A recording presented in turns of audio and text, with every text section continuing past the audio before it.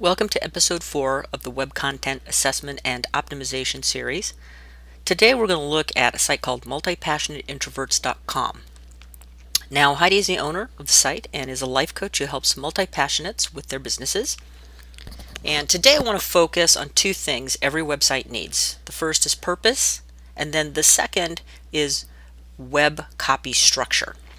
So let's dig in. First, what I like. I love the cartooned Heidi and accompanying graphic up at the top. I don't think you could pull it off with a real photo. The graphic very quickly tells us something important.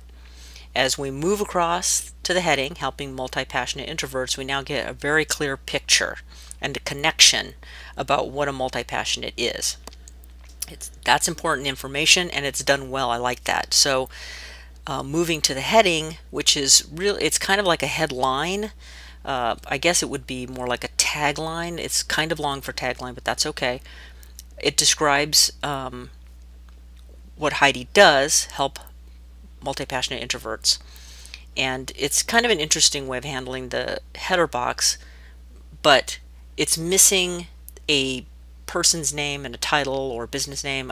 I'm assuming that H&H Eclectic is the business name, so there's a few things missing, but we'll get into that as we go through. The other thing I like is the idea of having just a static page. No widgets, nothing else to distract you. It's just one page of copy. So it's sort of like a typical sales page that you would see, or a landing page that you would see. And I like that. It's got a singular purpose, and that's good. So let's get into the 3 items that we can do to begin the home page. And we're going to start with the first item right up at the top. We don't really know who's helping us. Heidi's name never appears on the page, and yet the copy is written in first person. So we need to know who you are, Heidi.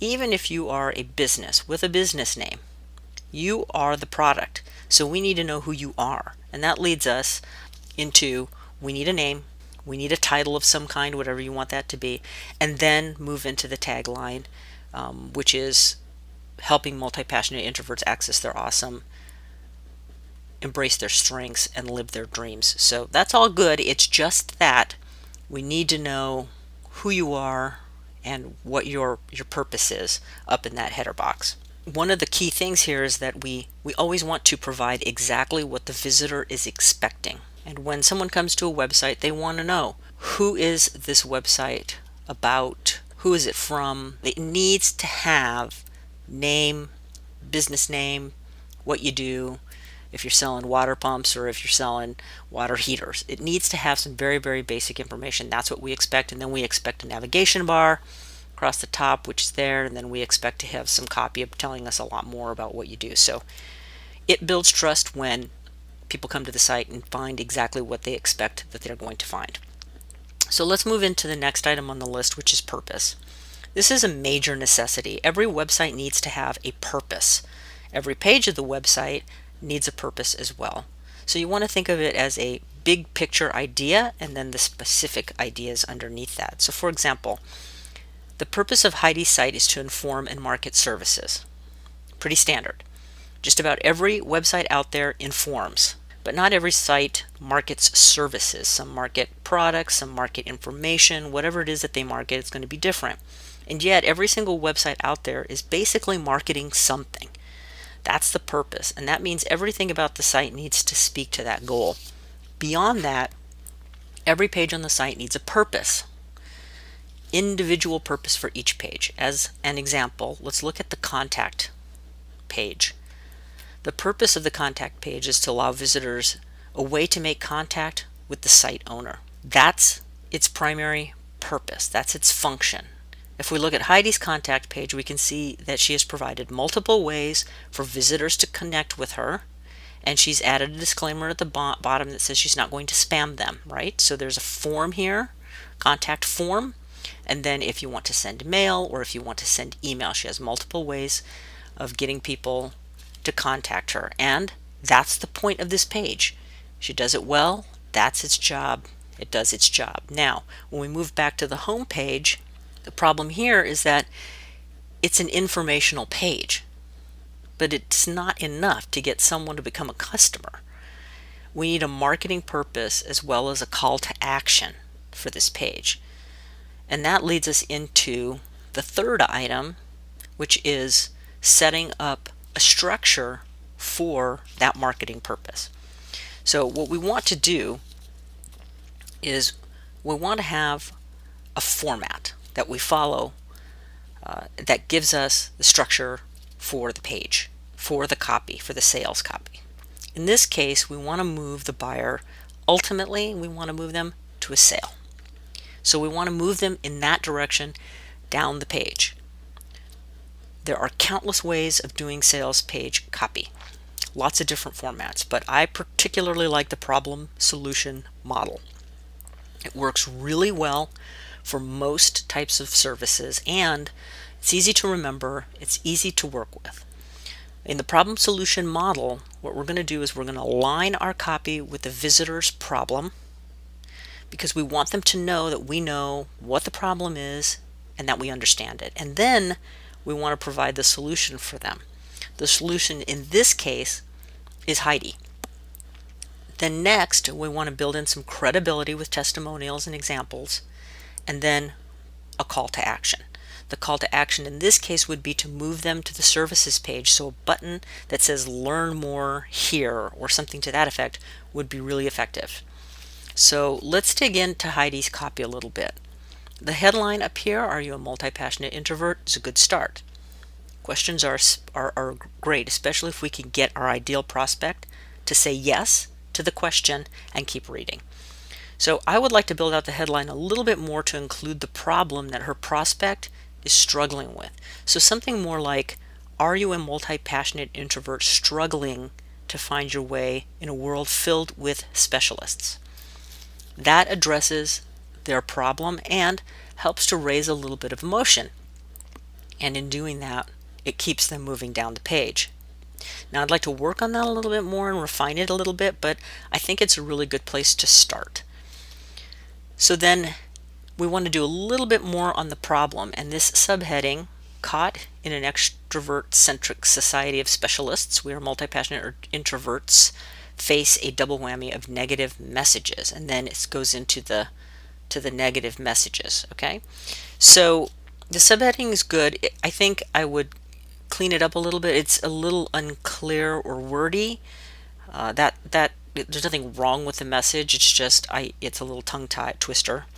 And then we move into the bullets, which are great, but there's only two, and I'd like to see all of this text below here become bullets. My favorite format for a bullet is to include the prospect in the bullet, in the problem. So let's take the first one. From an early age, we're expected to have just one thing that we want to grow up and specialize in. I would like to rewrite that to read, "From an early age, you are expected to find just one thing to specialize in so that you will fit in with the traditional world of work." So the format here is "you are expected so that," and I like that particular structure. It gives the prospect an aligning quality, something that they have experienced, with a tie-in to the reason given. So of course, both are problem items for the prospect. The first being that they're expected to find one thing to specialize in, and then the second thing is that they are expected to fit in with the traditional world of work. So both halves of that sentence are part of the problem. And we want them to be nodding and agreeing and having an emotional reaction or a realization when they read that line, something that makes them feel like, yes, that is me. I have experienced that and I am experiencing that. That's what we want them to feel when we read those. And we want them to have that same feeling when they read all of these items in this paragraph area here below. So next up would be the solution section. So the top part, that would be our problem area. Now we're going to talk about the solution. But I am here to share a different message.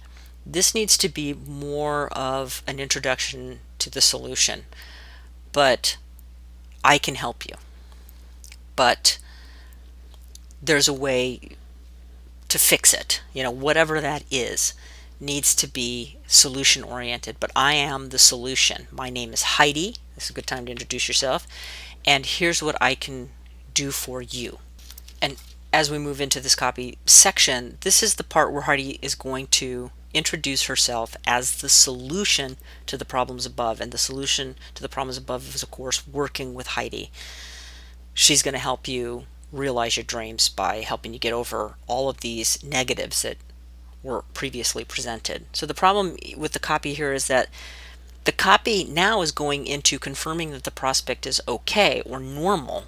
There's nothing wrong with you, and there's really nothing wrong with this topic. You're not broken, you're not abnormal, but the problem is that it's confirming that there's nothing wrong with them, so that they can simply say, oh great, and move on. We don't want them to move on.